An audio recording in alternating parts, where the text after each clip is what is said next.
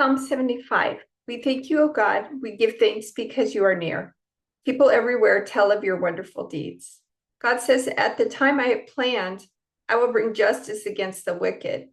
When the earth quakes and its people live in turmoil, I am the one who keeps its foundations firm. I warned the proud, stop your boasting. I told the wicked, don't raise your fists. Don't raise your fists in defiance at the heavens or speak with such arrogance. For no one on earth from east or west, or even from the wilderness, should raise a defiant fist. It is God alone who judges. He decides who will rise and who will fall. For the Lord holds a cup in his hand that is full of foaming wine mixed with spices. He pours out the wine in judgment, and all the wicked must drink it, draining it to the dregs. But as for me, I will always proclaim what God has done. I will sing praises to the God of Jacob. For God says, I will break the strength of the wicked, but I will increase the power of the godly. Psalm 76. God is honored in Judah. His name is great in Israel. Jerusalem is where he lives. Mount Zion is his home. There he has broken the fiery arrows of the enemy, the shields and swords and weapons of war. You are glorious and more majestic than the everlasting mountains. Our boldest enemies have been plundered. They lie before us in the sleep of death. No warrior could lift a hand against us. At the blast of your breath, O God of Jacob, their horses and chariots lay still. No wonder you are greatly feared. Who can stand before you when your anger explodes? From heaven, you sentenced your enemies. The earth trembled and stood silent before you. You stand up to judge those who do evil, O God, and to rescue the oppressed of the earth. Human defiance only enhances your glory, for you use it as a weapon. Make vows to the Lord your God and keep them. Let everyone bring tribute to the awesome one, for he breaks the pride of princes, and the kings of the earth fear him. Psalm 77. I cry out to God, yes, I shout. Oh, that God would listen to me. When I was in deep trouble, I searched for the Lord. All night long I prayed with hands lifted toward heaven, but my soul was not comforted. I think of God and I moan, overwhelmed with longing for his help. You don't let me sleep. I am too distressed even to pray. I think of the good old days, long since ended, when my nights were filled with joyful songs. I search my soul and ponder the difference now. Has the Lord rejected me forever? Will he never again be kind to me? Is his unfailing love gone forever?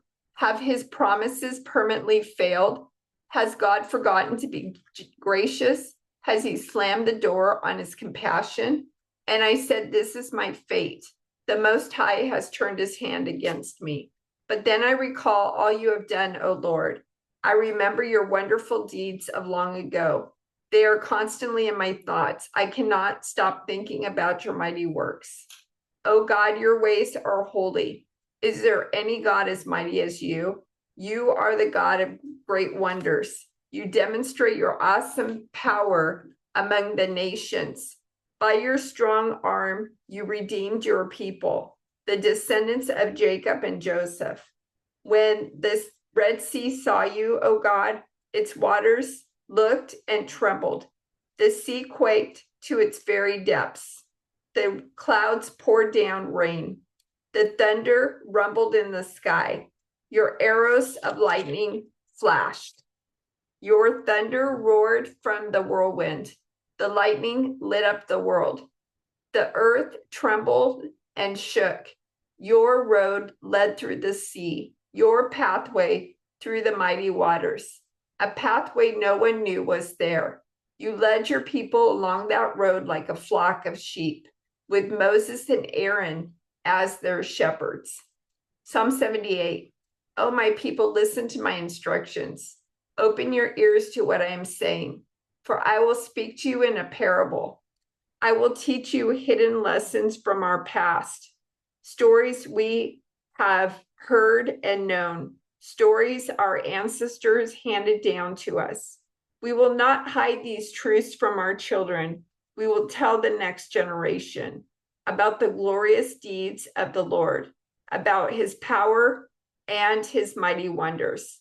For he issued his laws to Jacob, he gave his instructions to Israel.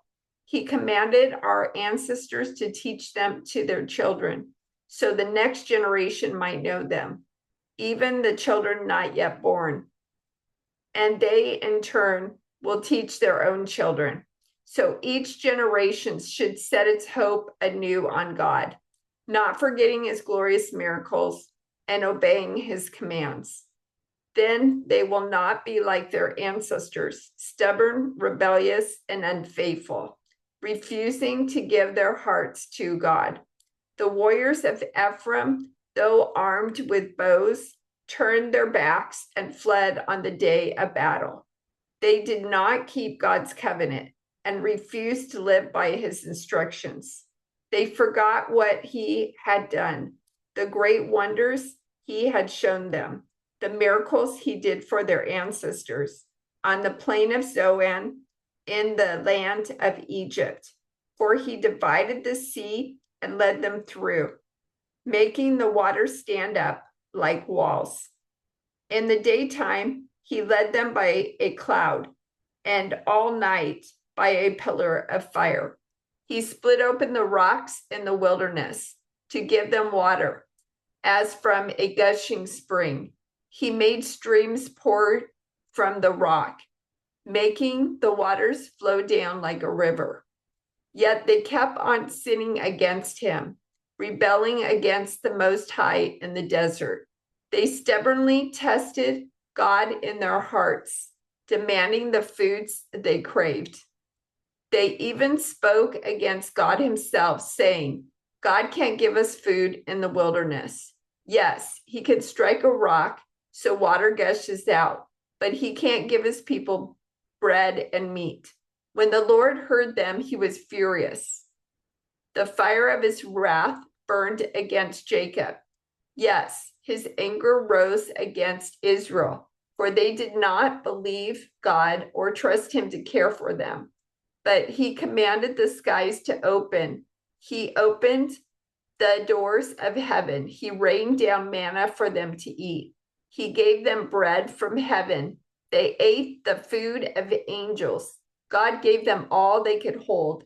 He released the east wind in the heavens and guided the south wind by his mighty power. He rained down meat as thick as dust, birds as plentiful as the sand on the seashore.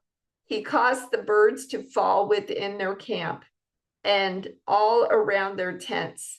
The people ate their fill. He gave them what they craved, but before they satisfied their craving, while the meat was yet in their mouths, the anger of God rose against them, and he killed their strongest men.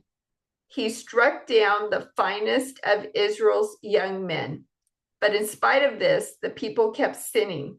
Despite his wonders, they refused to trust him. So he ended their lives in failure, their years in terror. When God began killing them, they finally sought him. They repented and took God seriously. Then they remembered that God was their rock, that God Most High was their Redeemer. But all they gave him was lip service. They lied to him with their tongues. Their hearts were not loyal to him. They did not keep his covenant. Yet he was merciful and forgave their sins and did not destroy them all. Many times he held back his anger and did not unleash his fury. For he remembered that they were merely mortal, gone like a breath of wind that never returns. Oh, how often they rebelled against him in the wilderness and grieved his heart in that dry wasteland. Again and again, they tested God's patience and provoked the Holy One of Israel. They did not remember his power and how he rescued them from their enemies. They did not remember his miraculous signs in Egypt, his wonders on the plain of Zoan, for he turned their rivers into blood so no one could drink from the streams. He sent vast swarms of flies to consume them and hordes of frogs to ruin them. He gave their crops to caterpillars. Their harvest was consumed by locusts. He destroyed their grapevines with hail and shattered their sycamore figs with sleet. He abandoned their cattle to the hail, their livestock to bolts of lightning. He loosed on them his fierce anger, all his fury, rage, and hostility. He dispatched against them a band of destroying angels. He turned his anger against them. He did not spare the Egyptians' lives, but ravaged them with the plague. He killed the oldest son in each Egyptian family, the flower of youth throughout the land of Egypt. But he led his own people like a flock of sheep, guiding them safely through the wilderness. He kept them safe so they were not afraid, but the sea covered their enemies. He brought them to the border of his holy land, to this land of hills he had won for them. He drove out the nations before them. He gave them their inheritance by lot. He settled the tribes of Israel into their homes. But they kept testing and rebelling against God Most High. They did not obey his laws. They turned back and were as faithless as their parents. They were as undependable as a crooked bow. They angered God by building shrines to other gods. They made him jealous with their idols. When God heard them, he was very angry, and he completely rejected Israel. Then he abandoned his dwelling at Shiloh, the tabernacle where he had lived among the people. He allowed the ark of his might to be captured. He surrendered his glory into enemy hands.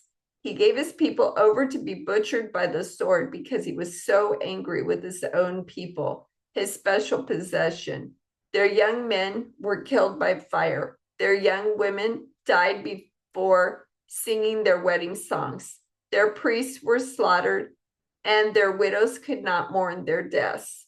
Then the Lord rose up as though waking from sleep, like a warrior aroused from a drunken stupor. He routed his enemies and sent them to eternal shame. But he rejected Joseph's descendants. He did not choose the tribe of Ephraim. He chose instead the tribe of Judah and Mount Zion, which he loved. There he built his sanctuary as high as the heavens, as solid and enduring as the earth. He chose his servant David, calling him from the sheep pens. He took David from tending the ewes and lambs and made him the shepherd of Jacob's descendants, God's own people, Israel. He cared for them with a true heart and led them with skillful hands.